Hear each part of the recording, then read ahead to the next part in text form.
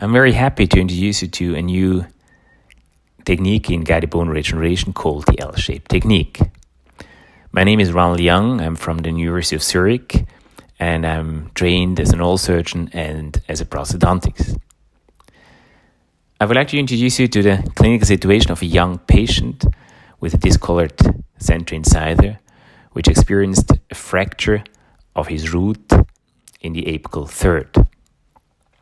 The X-ray clearly reveals this horizontal fracture with periapical lesions in these areas. From a risk profile point of view, he has a medium soft tissue type, but as the patient has very high expectation and a high scallop situation, we consider this case as a high risk case.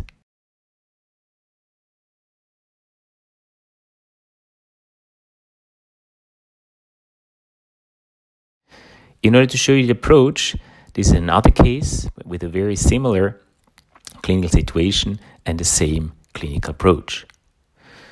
In order to access to the area of regeneration, we're going to do two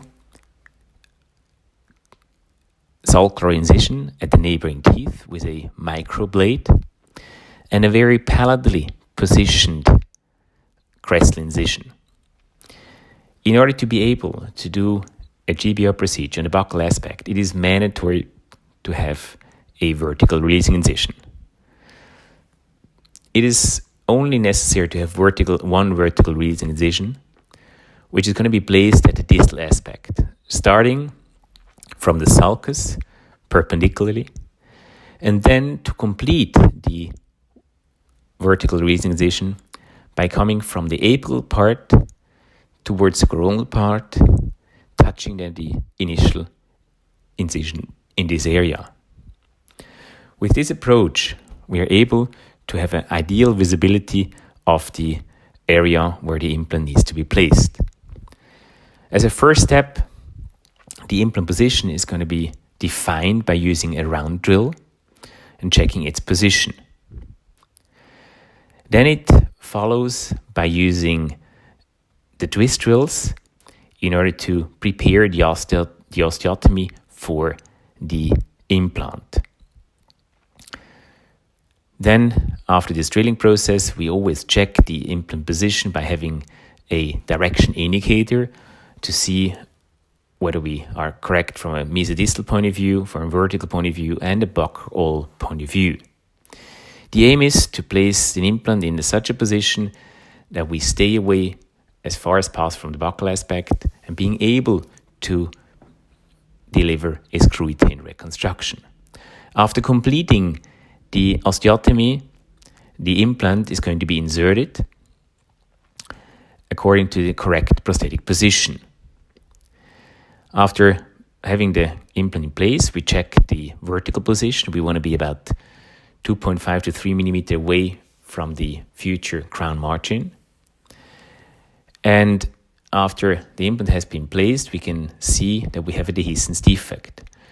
Now we need to regenerate this defect. And as a first step, we're preparing the site by drilling holes in the apical part, more than 2, which are the ones which take up then the pins to stabilize the bigub membrane, which is going to be shaped according to the defect dimensions. Now we can see here the resorbable pins made of polylactide, which are going to be placed in the holes in the apical part. In order to facilitate this process, we do multiple holes, that it is easier to find than the pins. You can see here with the pin holder and the slide hammer, we can get the pins into the position. And this procedure is of utmost importance in order to stabilize the membrane, but also the graft material later on. In order to cover the exposed implant, we're going to place autogenous bone either with or without the Bio-Oss granules. And this is then kind of the bone regeneration part. But now, in order to further go one step in the aesthetic area, to do a bone contouring, we're using the Bio-Oss collagen and shape it according to an L. We do this when the bias collagen is going to be wet. It's going to be a little bit easier to cut. And we cut it into the correct dimensions using a blade. Now, this L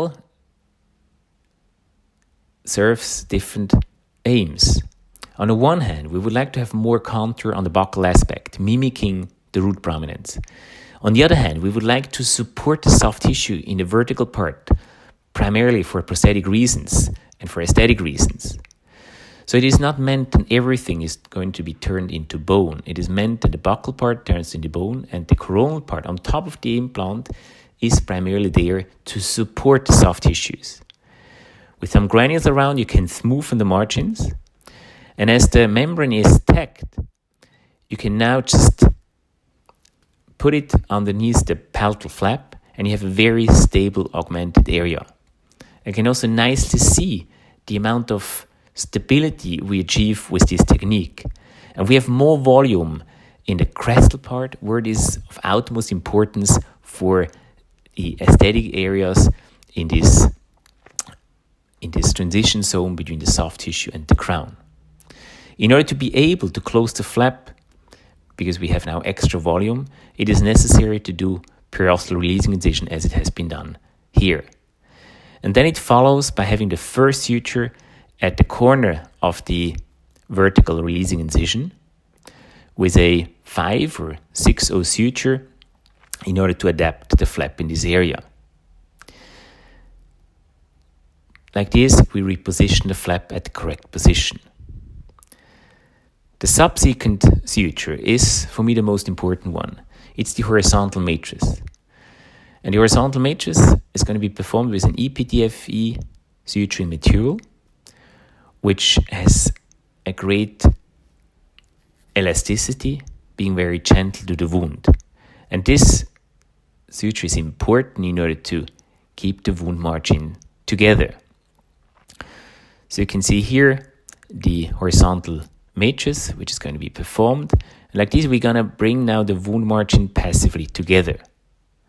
And then we complete the entire suturing area by having further single interrupted sutures on top of the crest and in the area of the vertical releasing incision.